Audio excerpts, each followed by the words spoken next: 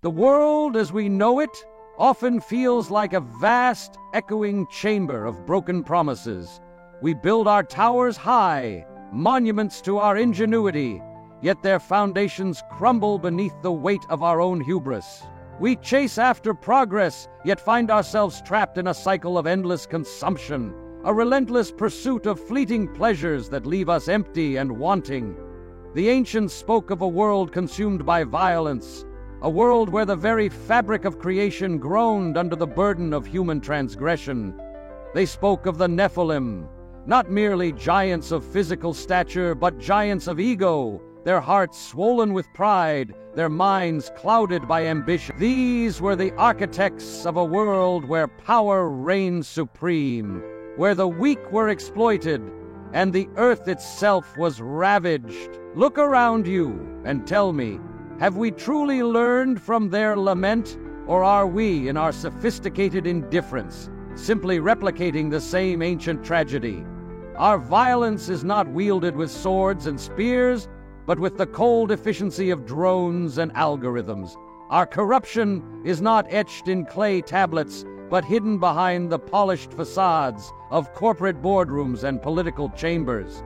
We speak of human rights, yet we turn a blind eye to the suffering of the marginalized. We celebrate our technological prowess, yet we ignore the ecological devastation we leave in our wake. We preach tolerance, yet we build walls of division, both physical and metaphorical.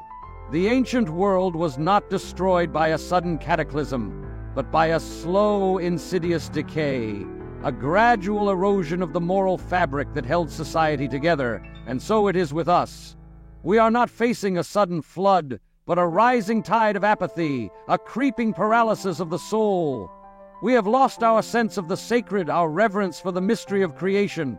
We have reduced the world to a mere resource, a commodity to be exploited for our own gain. We have forgotten that we are not masters of the universe, but stewards of a fragile and precious gift. The echoes of the ancients' lament reverberate through the corridors of time, a haunting reminder of our own mortality, our own vulnerability. They whisper to us of the consequences of our choices, the price of our indifference.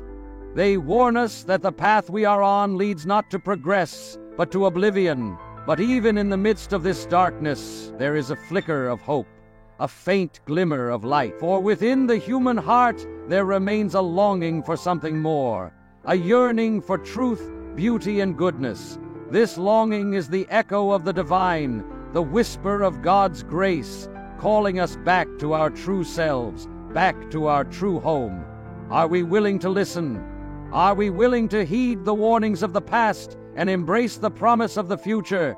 Are we willing to build not towers of Babel, but arks of salvation, vessels of hope in a world adrift? The choice, as always, is ours. The descent into chaos, a world lost, the image of God distorted, the broken mirror of humanity, the Imago Dei, the image of God stamped upon every human soul, is not a static picture but a dynamic potential, a call to reflect the divine love, truth, and goodness in our lives. In the world before the flood, this image had become a distorted reflection, a mirror shattered into 1,000 pieces. The violence and corruption were not mere external actions, but symptoms of a profound inner disintegration.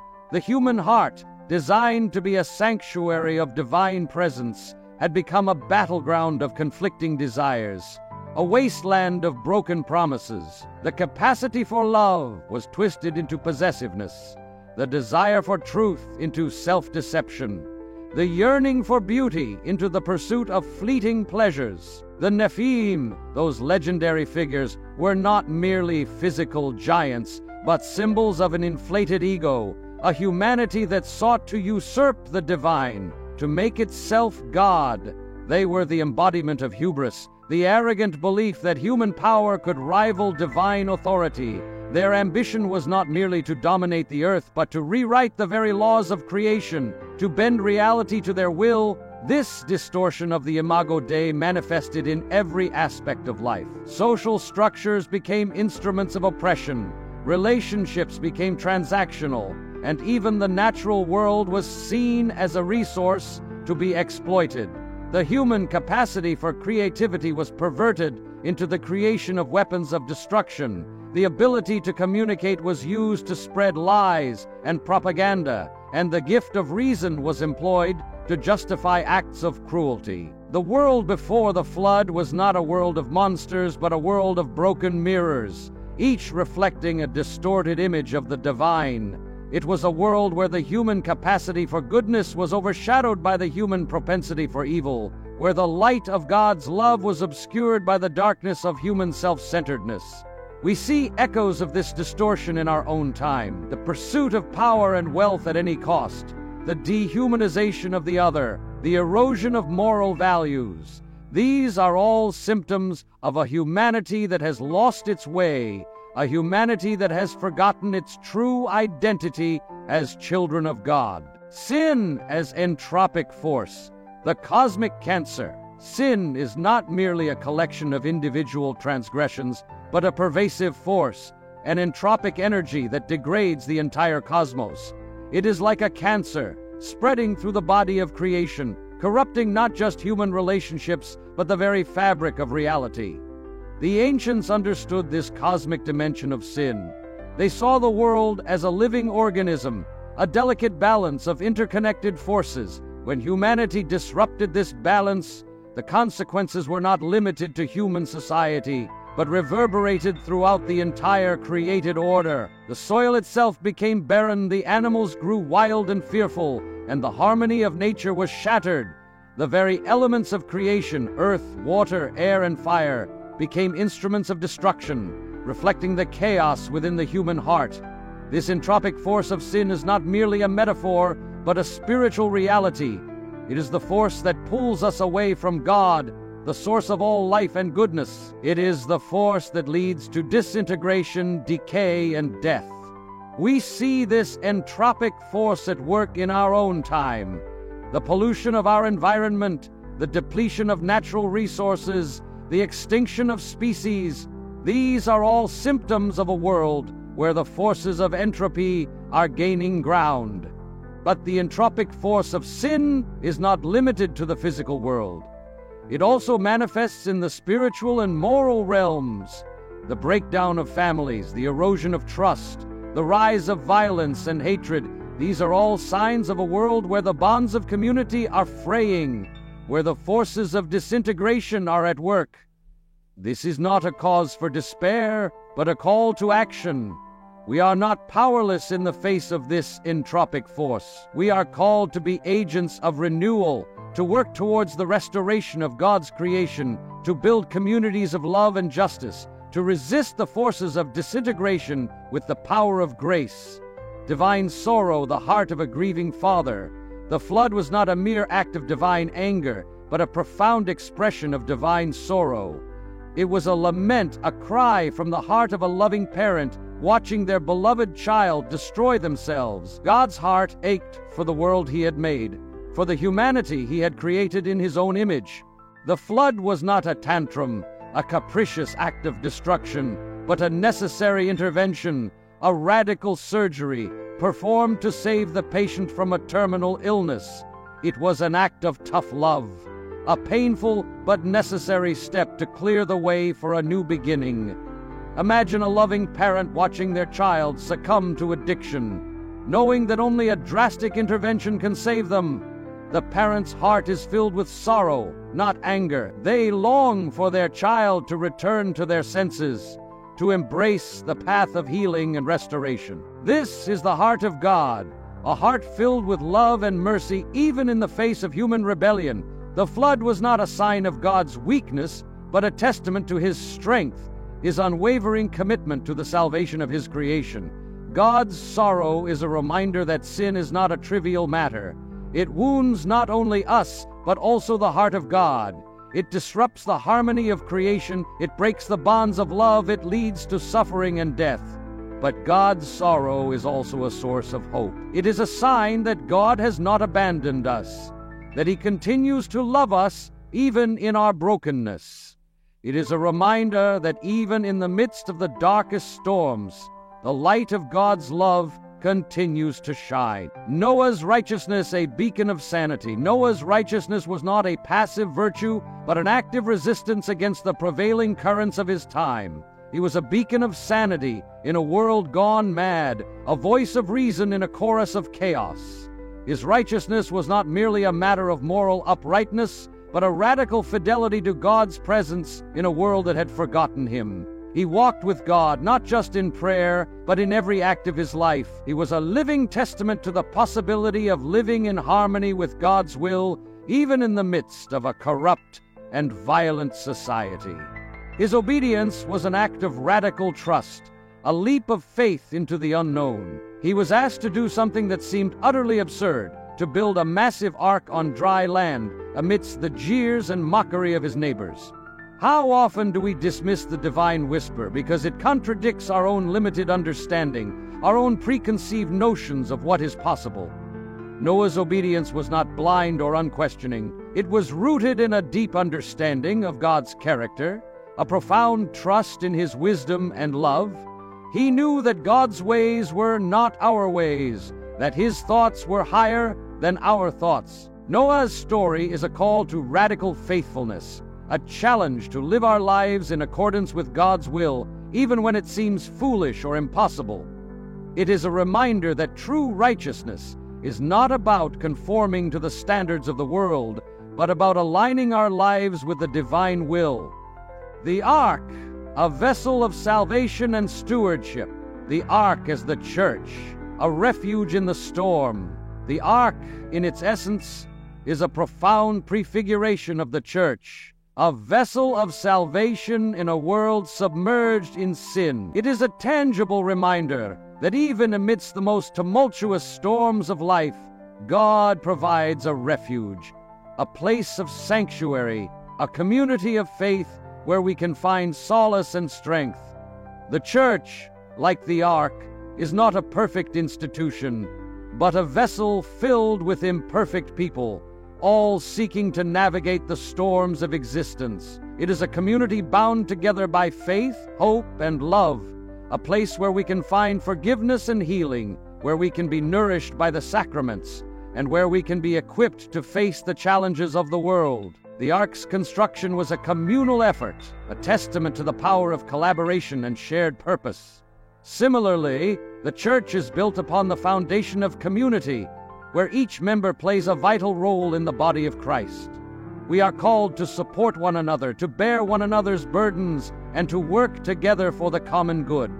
The Ark was a place of diversity, a home for all creatures, regardless of their size, shape, or species. The church, too, is called to be a place of radical inclusivity, where all are welcome, where all are valued, where all are given a place at the table.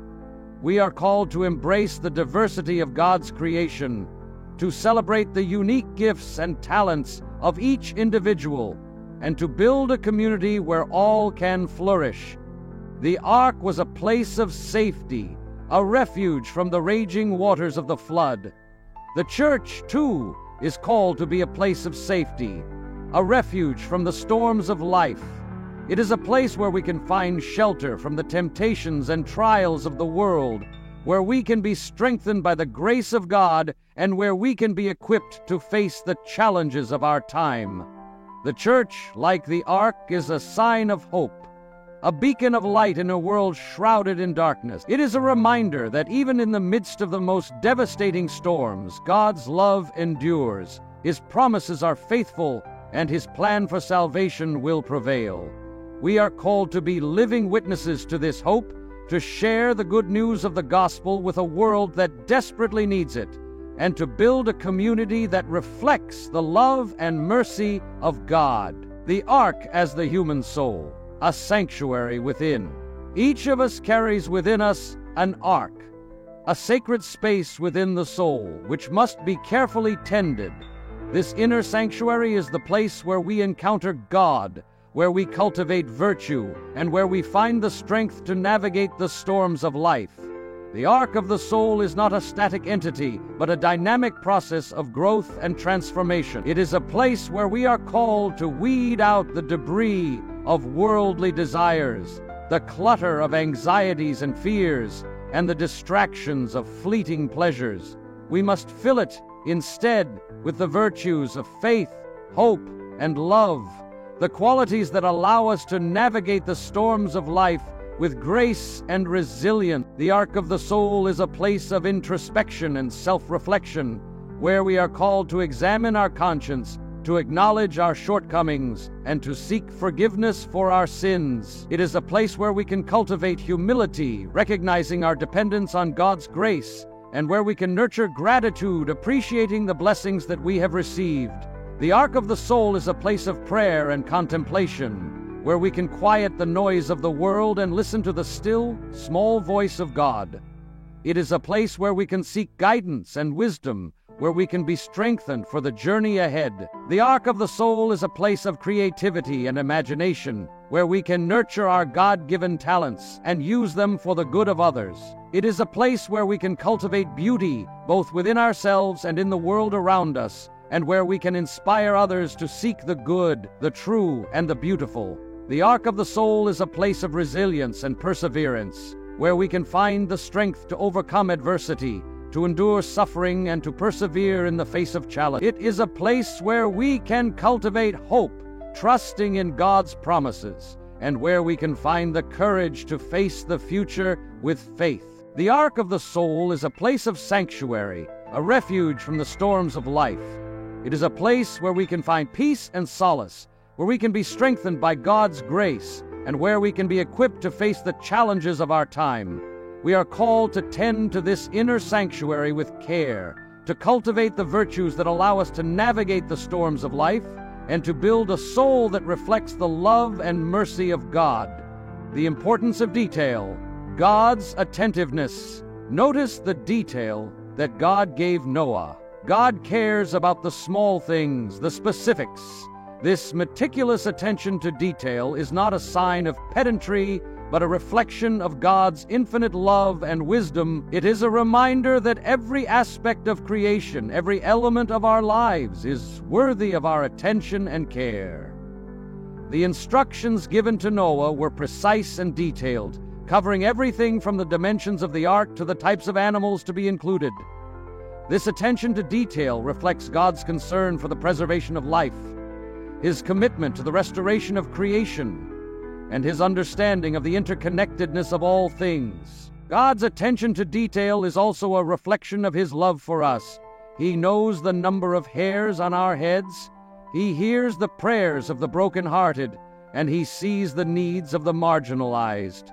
He is not a distant, impersonal deity, but a loving Father who cares about every aspect of our lives. We should strive for excellence in our work. We should cultivate beauty in our surroundings, and we should treat others with respect and compassion. We should pay attention to the small acts of kindness, the subtle gestures of love, and the quiet moments of prayer. We should recognize that every detail of our lives, every moment of our existence, is a gift from God. We should approach each day with gratitude, appreciating the beauty of creation, the joy of human connection, and the grace of God's presence. We should live our lives with intention and purpose, recognizing that every action, every word, every thought has the potential to reflect the love and mercy of God. Stewardship as sacred duty, care for creation, Noah's care for the animals, was not just practical, but sacred. He recognized the intrinsic value of every creature, a value bestowed by their Creator. This is a call to ecological conversion, a recognition that we are not masters of the earth, but stewards of God's creation, entrusted with the responsibility to care for it with love and respect. The animals on the ark were not merely cargo, but fellow creatures, each with their own unique dignity and purpose.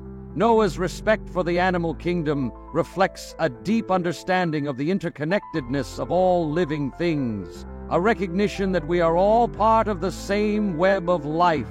This understanding of stewardship is not merely a matter of environmentalism, but a theological imperative. We are called to care for creation not because it is useful to us, but because it is beloved by God.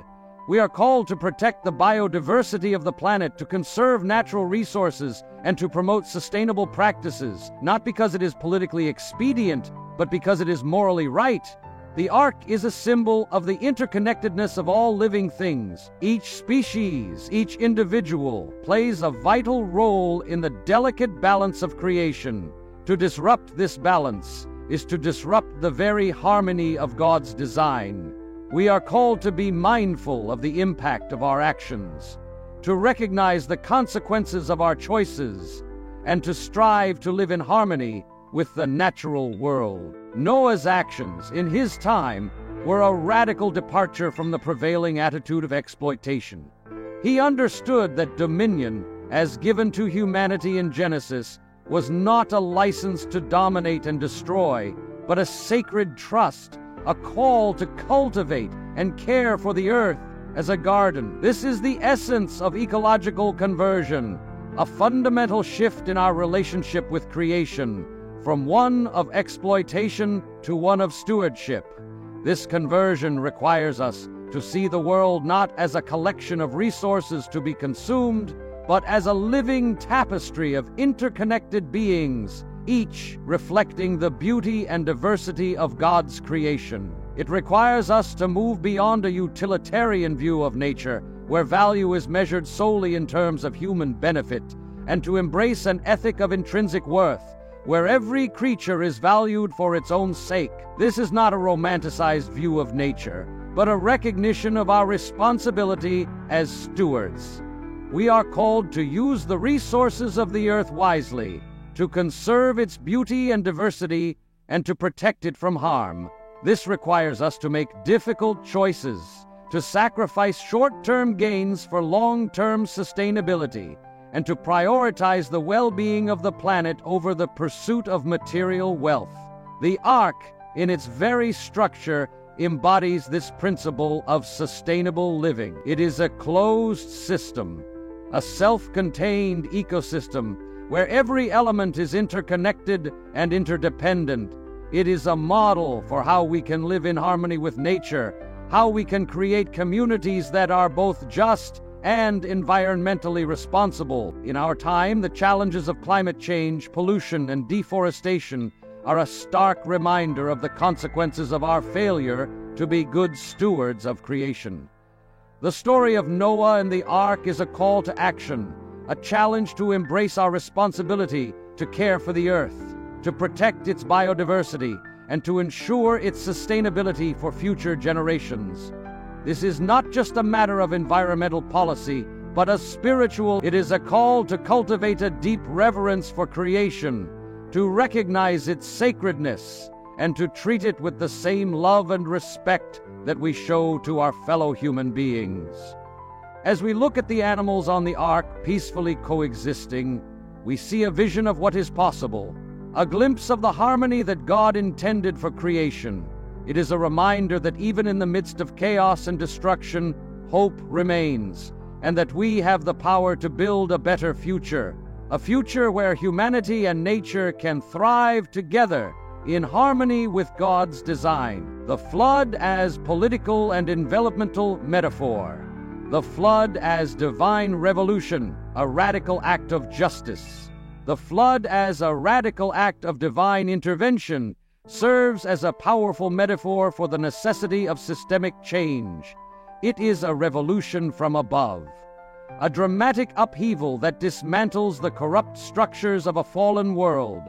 This is not a call for violent human revolution, but a recognition that sometimes human systems become so deeply entrenched in injustice that only a profound transformative act can restore balance. The flood should not be romanticized as a mere act of wrath, but understood as a manifestation of divine justice. In a world where the Imago Dei was so thoroughly distorted, where violence and corruption reigned, a radical cleansing was necessary. The old order had to be swept away to make room for a new beginning. This divine revolution is not a pattern for human violence, but a reminder that true justice often requires dismantling the very foundations of oppressive systems. It challenges us to examine our own political structures, to question the assumptions upon which they are built, and to identify the hidden injustices that perpetuate inequality.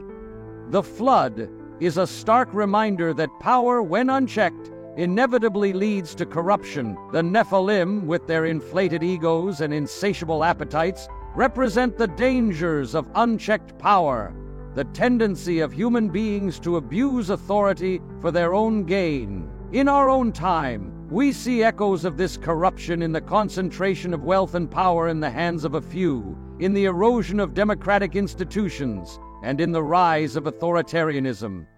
The flood challenges us to ask, are we building arcs of justice, or are we building towers of Babel? Are we creating systems that promote the common good, or are we perpetuating structures that benefit the privileged few?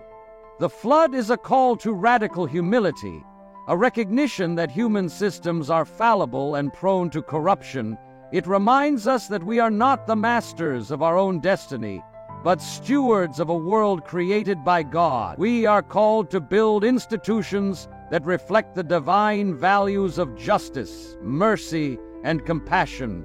Institutions that serve the needs of all, not just the powerful. This is not a call for utopian idealism, but a recognition that true justice requires constant vigilance and ongoing reform. It requires us to challenge the status quo, to question the assumptions that underlie our political structures, and to work tirelessly to create a more just and equitable society. The flood is a reminder that transformation is possible, that even the most deeply entrenched systems can be changed. It is a call to hope, a recognition that God's plan for redemption is always unfolding, even in the midst of chaos and destruction. However, we must also recognize that true transformation requires more than just external change. It requires a transformation of the human heart, a conversion of our inner selves. The flood is a call to repentance, a recognition of our own complicity in the systems of injustice, and a commitment to personal and societal renewal. The divine revolution of the flood is not a model for human violence, but a call to radical justice, a commitment to dismantling the structures of oppression, and a willingness to embrace the transformative power of God's grace. Environmental stewardship, the flood as ecological reckoning. Consequences of irresponsibility. The flood is not just a political metaphor, but a powerful environmental allegory, a stark reminder of the consequences of our ecological irresponsibility. When we pollute the earth, we pollute ourselves. When we destroy nature, we destroy our own future. The rising waters of the flood represent the accumulated consequences of human greed and disregard for the natural world. The ancient world, like our own, faced the temptation to exploit the earth for short-term gain, to prioritize material wealth over ecological balance. The flood is a powerful symbol of the interconnectedness of all things. The destruction of the environment is not an isolated event, but a systemic crisis that affects every aspect of life. The rising waters spare no one, rich or poor, powerful or weak. Our modern environmental challenges, climate change, deforestation, pollution. The flood is a warning that we cannot continue to exploit the earth without facing devastating consequences. The Ark, in contrast, is a model for sustainable living, a vision of how we can live in harmony with nature. It shows us that we can create communities that are both just and environmentally responsible, communities that recognize the intrinsic value of all living things. The Ark is a closed system, a self-contained ecosystem, where every element is interconnected and interdependent. It is a reminder that we are part of a larger web of life, that our actions have consequences that extend far beyond our immediate surroundings. The flood challenges us to rethink our relationship with the natural world, to move beyond a utilitarian view of nature, where value is measured solely in terms of human benefit, and to embrace an ethic of intrinsic worth, where every creature is valued for its own sake. This requires us to cultivate a deep reverence for creation, to recognize its sacredness, and to treat it with the same love and respect that we show to our fellow human beings.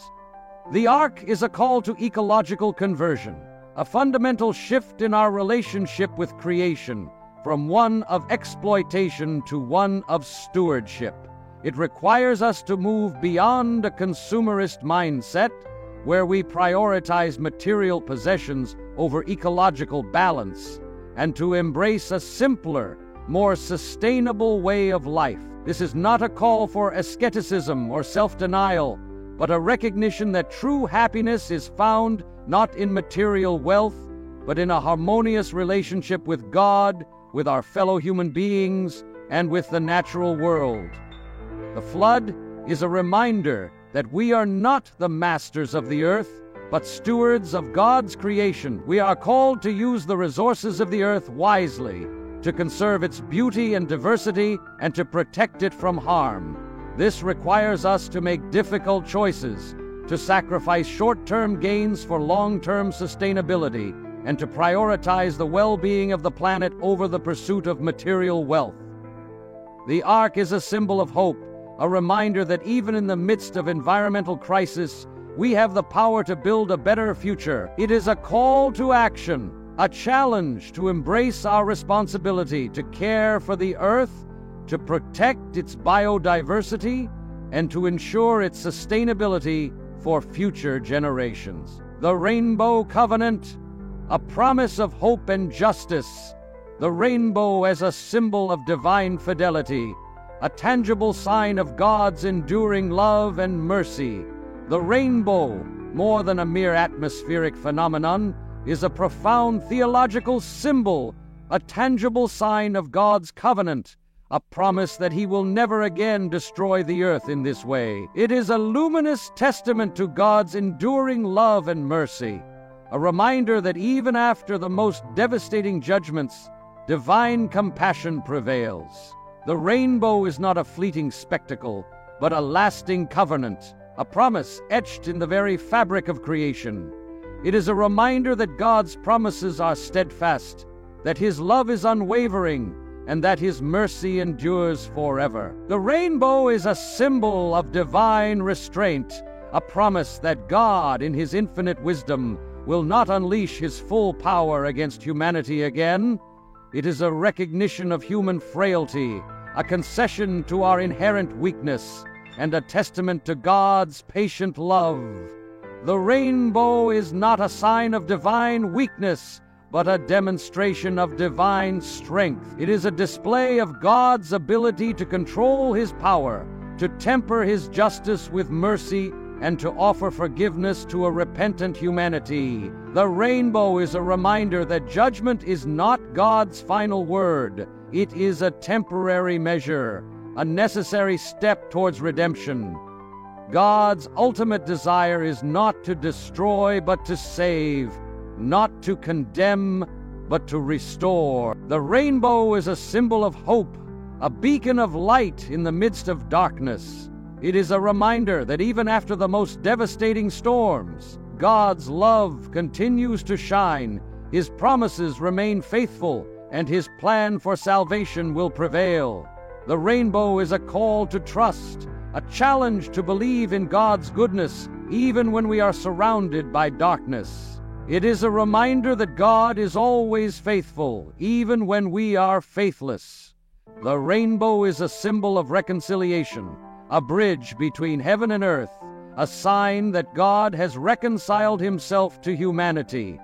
It is a reminder that even after the most profound acts of betrayal, God offers a path to forgiveness and restoration. The rainbow is a reminder that God's love is unconditional, that His mercy is boundless, and that His grace is sufficient for all. It is a call to embrace God's forgiveness, to extend forgiveness to others, and to build a world where love and mercy reign. The rainbow is a symbol of new beginnings, a promise of a future filled with hope and possibility. It is a reminder that even after the most devastating losses, God offers a chance for renewal, a path to redemption, and a promise of eternal life. The rainbow is a reminder that God is always present, even when we cannot see Him. It is a call to cultivate a deep awareness of God's presence in our lives, to recognize His hand in every moment, and to trust in His guidance in all things. Call to action. Building covenants of justice and peace, agents of renewal. The rainbow, as a symbol of God's covenant, calls us to build covenants of our own, covenants of justice and peace, covenants of love and mercy. It calls us to work together across religious and cultural divides to create a world where all people are treated with dignity and respect, where the marginalized are lifted up, and where the earth is cherished and protected. The rainbow is not a passive symbol, but an active call to action. It challenges us to be agents of renewal, to work towards the restoration of God's creation, to build communities of love and justice, and to resist the forces of disintegration with the power of grace. The rainbow calls us to be peacemakers, to build bridges of understanding and reconciliation, to heal the wounds of division, and to promote harmony and unity. It challenges us to resolve conflicts peacefully, to seek justice for the oppressed, and to build a world where violence is replaced by compassion. The rainbow calls us to be stewards of creation, to care for the earth, to protect its biodiversity, and to ensure its sustainability for future generations. It challenges us to move beyond a consumerist mindset, to embrace a simpler, more sustainable way of life, and to recognize the intrinsic value of all living things. The rainbow calls us to be champions of justice, to challenge the structures of oppression, to speak out against injustice, and to work towards the creation of a more equitable and just society. It challenges us to defend the rights of the marginalized, to advocate for the voiceless, and to build a world where all people are treated with dignity and respect. The rainbow calls us to be builders of community, to create spaces of belonging and inclusion, to foster relationships of trust and respect, and to build a world where all people feel valued and connected. It challenges us to overcome the barriers of prejudice and discrimination, to embrace diversity, and to celebrate the richness of human experience. The rainbow calls us to be bearers of hope, to shine the light of God's love in the midst of darkness, to offer comfort to the afflicted, and to inspire others to believe in the possibility of a better future. It challenges us to be beacons of light in a world shrouded in darkness, to offer hope to the hopeless, and to inspire others to embrace the transformative power of God's grace.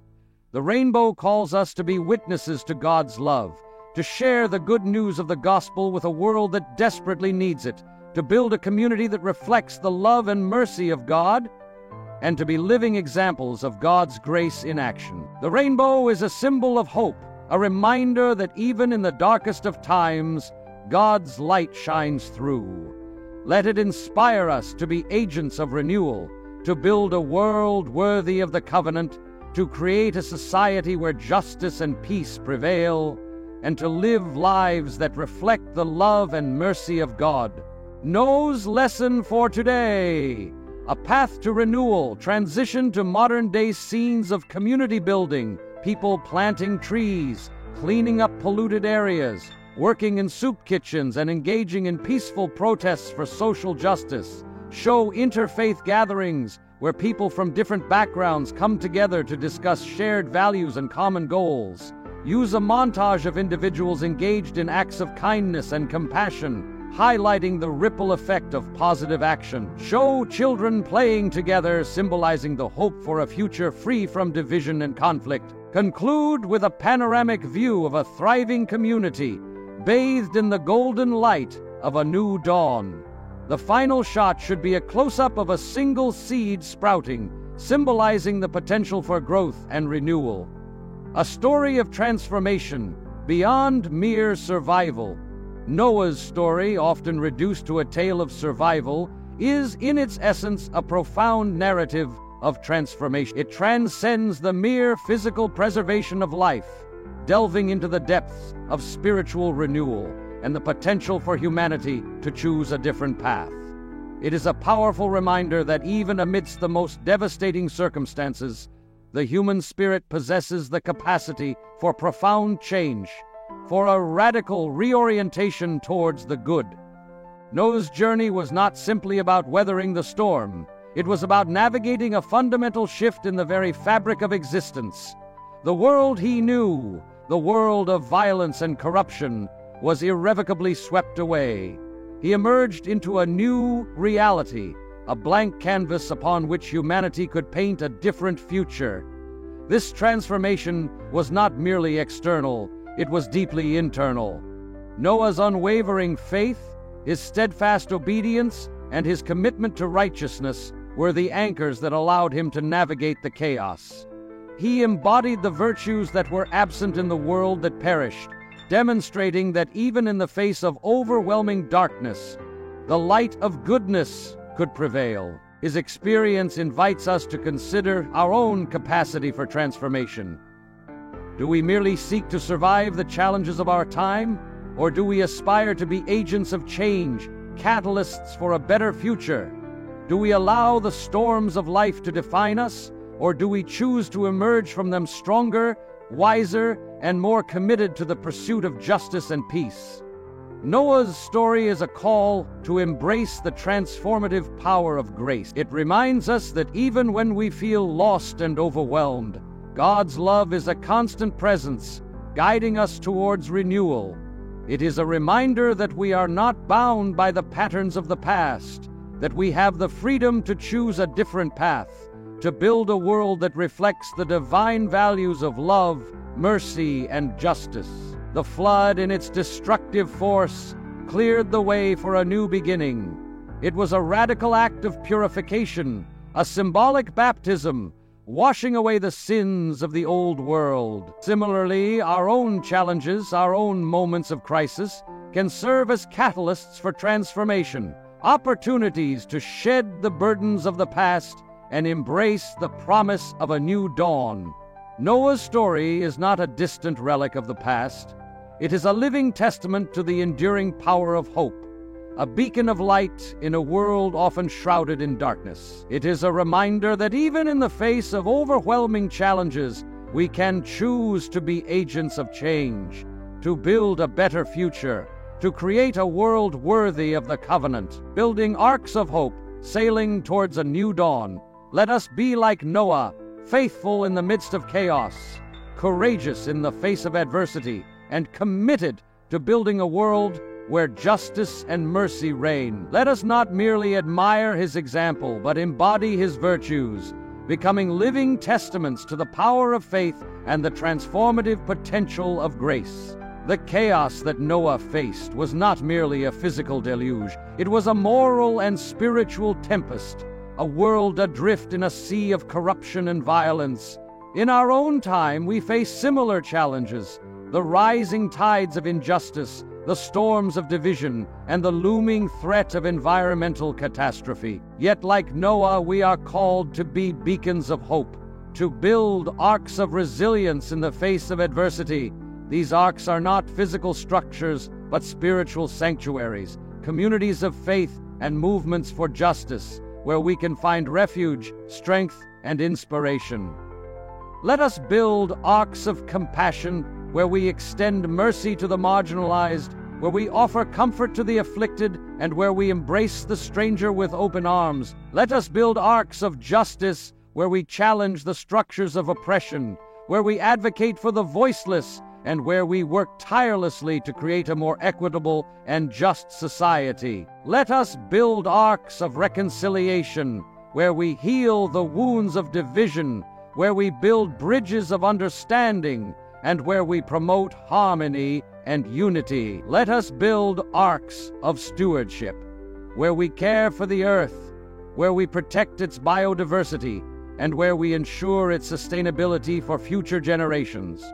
Let us build arcs of hope, where we shine the light of God's love in the midst of darkness, where we inspire others to believe in the possibility of a better future, and where we become living examples of the transformative power of grace. Let us not be passive observers of the world's suffering, but active participants in its healing. Let us not be paralyzed by fear, but emboldened by faith, Let us not be discouraged by the magnitude of the challenges, but inspired by the promise of a new dawn.